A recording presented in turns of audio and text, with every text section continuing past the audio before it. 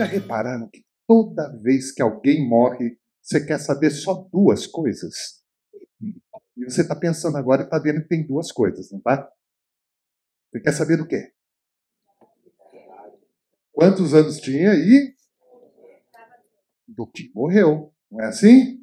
Se eu disser para você hoje, fulano de tal morreu, 65 anos, o que vem na tua mente? Não, ninguém é jovem com 65 anos. Olha, estamos aqui para provar. Pode ter espírito, mas ninguém é jovem. Por que a gente fica indignado? A gente não fica meio incomodado? Não gera um desconforto? A gente fala, nossa, morreu? Não, jovem não é jovem. Cedo, não é cedo? Parece que tinha mais para dar.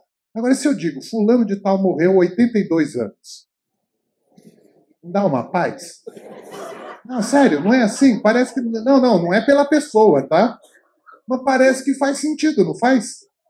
82 anos parece que ok, é normal, não é assim?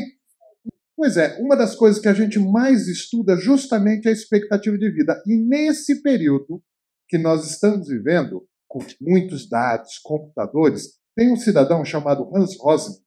Ele fez uma coisa muito legal. Ele pegou dados disponíveis no mundo inteiro. Dados demográficos. Aquilo que o IBGE publica de vez em quando, a Igreja Católica pega também. Ele pegou o mais antigo possível e ele jogou num grande computador.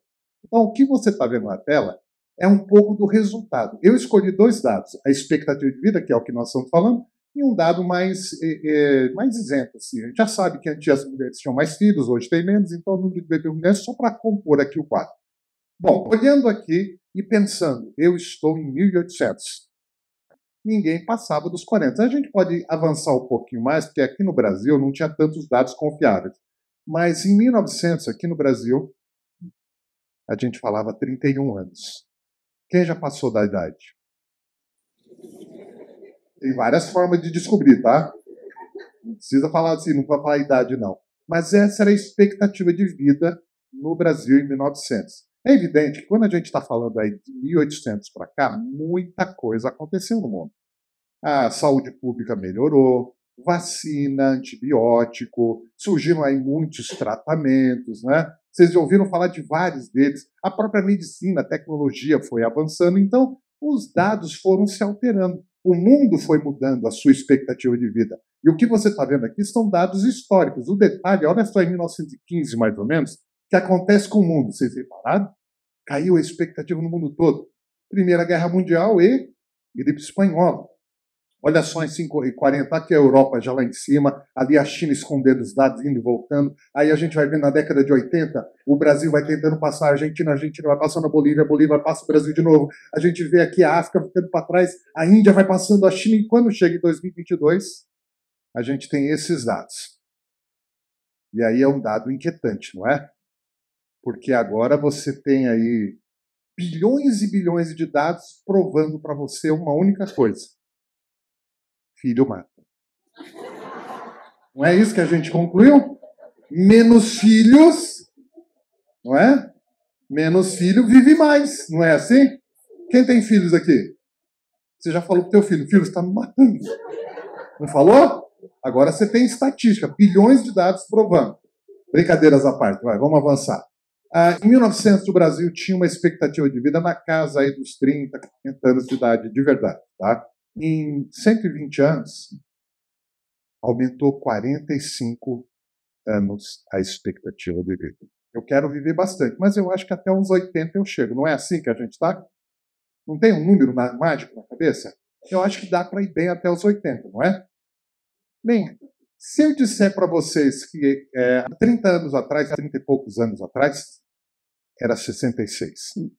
Mas a gente não fez uma conta que talvez você tenha perdido. Há 30 anos atrás a gente falava 66 anos com tranquilidade. Hoje a gente fala 80, não fala?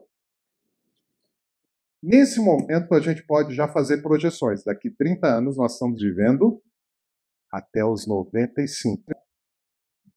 Isso significa que alguém com 50 anos hoje só chegou na metade. Aí a gente está vendo gente sorrindo, né? Só que vocês não estão fazendo cálculo de algumas coisas, né? Lembra aquela promessa que você fez lá com 20 e poucos anos? Na saúde, na doença, até que... Não é essa promessa que eu tinha falado, não. Não, é sério, a gente não faz cálculo. Mas você já pensou que você vai ver teu filho com 60 anos? Por quê? Porque você vai chegar nos 90? Ou será que você vai chegar nos 90? Quem tem menos de 30 aqui? Deixa eu ver, tem alguém com menos de 30? Eles estão desesperados, eles nem querem levantar a mão, né? Não, com menos de 30 anos você já faz um cálculo. Daqui 30 ele tem 60. Já está falando 95. Mais 30, já está falando 115, 120.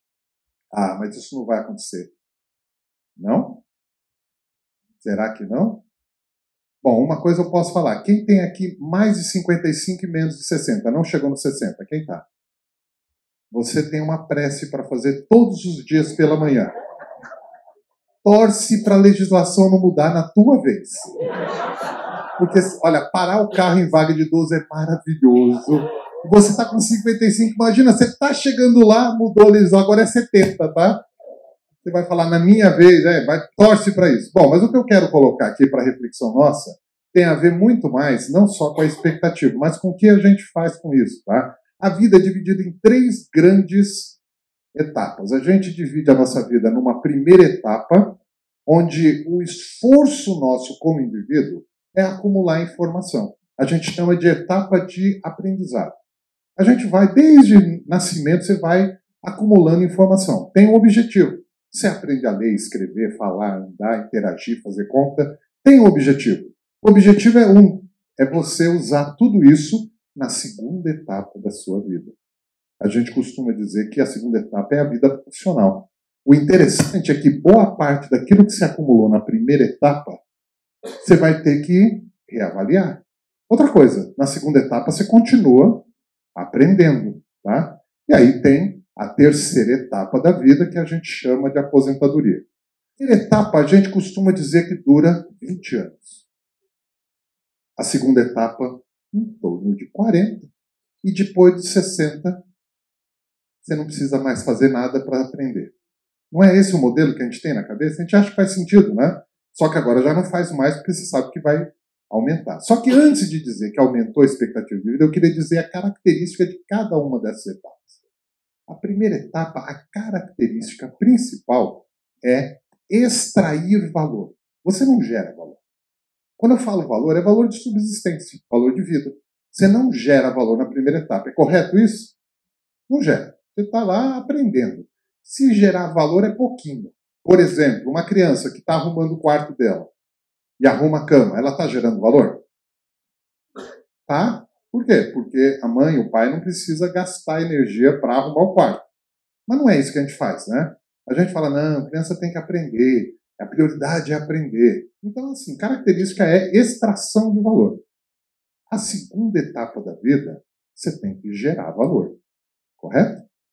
Não tem escapatória. De um jeito ou de outro, você precisa gerar valor. E a terceira etapa da vida, você volta a extrair valor. De natureza diferente. Se na primeira etapa da vida eu extraí valor porque eu ainda não tinha capacidade de gerar valor, porque eu não tinha aprendido, eu ainda não estava estudando, eu não sabia como gerar valor, na última etapa da vida, na terceira, eu volto a extrair valor porque eu não tenho mais condição de gerar valor. Perfeito? Eu vou mostrar o que acontece nos dias atuais, porque aumentou tudo. A primeira coisa, a gente está gastando mais energia por mais tempo para extrair valor. A segunda coisa, a gente vai ter que gerar valor por muito mais tempo. Hoje, de fato, a pessoa pode realmente não gerar valor se estiver perto dos seus 70 e altos. Aí ela pode se dar o luxo. Então, é um primeiro aspecto que eu queria colocar para vocês. Todos nós estamos nisso. Você vai ter que gerar valor por muito mais tempo. E não é uma profissão. É que, não sei se você percebeu, mas parece que tudo que eu acumulei na primeira fase, eu jogo fora na segunda.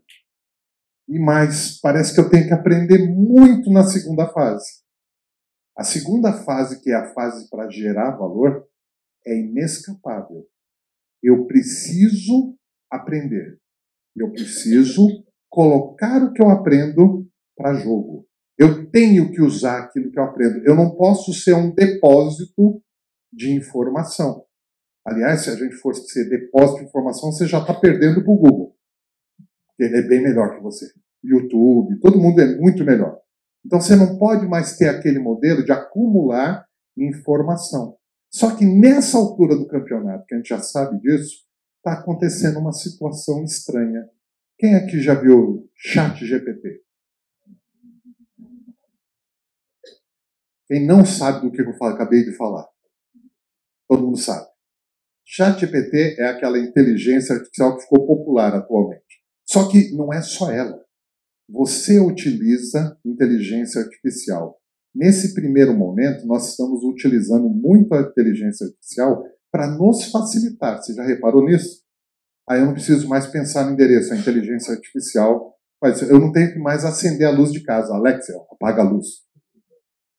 Assim, parece que eu estou usando ela como servo. Só que tem uma coisa perigosa aí. Que no momento em que eu tenho que gerar valor, e o gerar valor significa que eu tenho que me movimentar, tem um grave problema se eu transfiro essa movimentação para a inteligência artificial. A gente está se armadilhando. O desafio de gerar valor vai continuar existindo. Você vai ter que gerar valor. Não dá para passar procuração para a inteligência artificial. E aí vem um primeiro alerta. A gente está transferindo para a inteligência artificial.